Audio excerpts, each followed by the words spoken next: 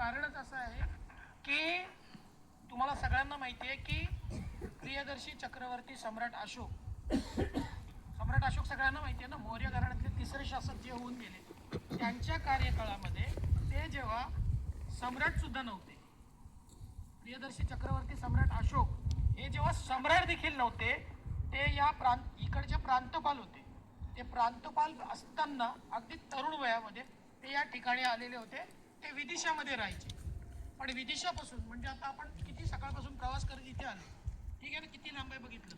मग ते इथे या ठिकाणी कशासाठी आलेले, तर त्यांची जी पुढे जाऊन पत्नी झाली, ते जेव्हा प्रियसी होती त्यांची, त्या प्रियसीच्या बरोबर या ठिकाणाला भेट द्यायला आले.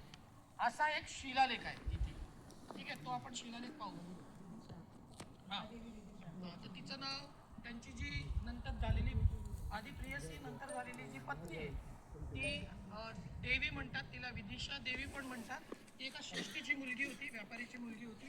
त्यांच्याबरोबर त्यांचं लग्न झालं आणि त्या कायमस्वरूपी इथं राहिल्या. त्या कधी त्यांच्या राजमहालात राहिल्या नाही, त्या इथंच राहिल्या. त्यांची दोन मुलं सगळ्यांना प्रसिद्ध आहेत, ती माहिती आहेत, संघमित्रा, देवी संघमित्रा आणि महेंद्र. तर हे दोन जी मुलं आहेत ती या त्यांच्या ज्या पहिल्या पत्नी आहेत त्यांच्यापासून झाल्या. त्या इथून कधीच गेल्या नाही, त्या विदिशामध्ये या ठिकाणी राहिल्या.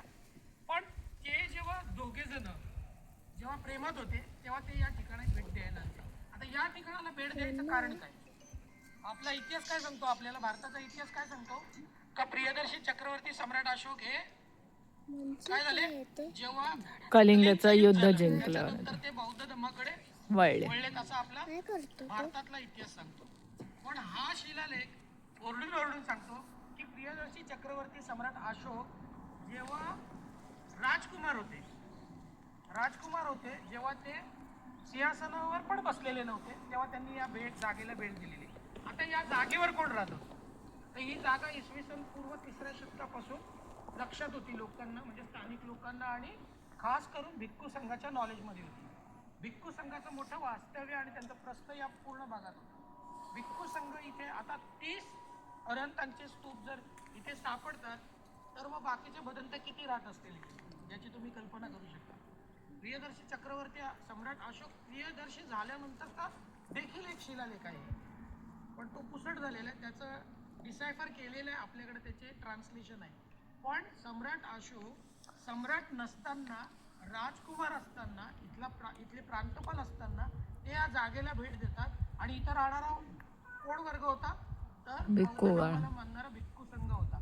म्हणजे सम्राट अशोकांना भिक्खू संघ माहिती होता का नव्हता, याचा अर्थ इथं त्यांचा शिलालेख आहे. आणि आपल्या पत्नीसह ते इथे येतात, होणाऱ्या पत्नीसह ते इथे येतात आणि भिक्खू संघाला भेट देतात. म्हणजे याचा अर्थ ते बौद्ध धर्माला मानणारे होते की नव्हते.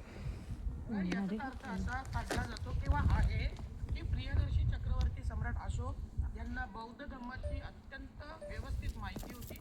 बौद्ध धर्म काय आहे, भिक्खू संघ काय आहे याची पूर्ण माहिती असल्या कारणाने त्यांनी एवढ्या लांबून भिक्खू संघाला वंदन करण्यासाठी इथपर्यंत आलेले होते. असं अत्यंत महत्त्वपूर्ण या वास्तूचं महत्त्व आहे. पूर्ण चक्रवर्ती सम्राट अशोक यांच्या कारकिर्दीमधल्या इतिहासासाठी हा जो पांगुरिया शिलालेख आहे तो प्रसिद्ध आहे. आणि याच्यासाठी आपण इथपर्यंत आलेलो आहे. पांगुरिया शिलालेख बऱ्याच लोकांना माहिती नाही, सामान्य जनतेला माहिती नाही. सामान्य जनतेला एवढंच माहिती आहे की कलिंग युद्ध झालं आणि कलिंग युद्धाच्या नंतर प्रियदर्शी चक्रवर्ती सम्राट अशोक यांनी बौद्ध धर्म स्वीकारला. पण त्यांच्या आईचं नाव काय होतं, प्रियदर्शी चक्रवर्ती सम्राट अशोक यांच्या आईचं नाव होतं धम्मा.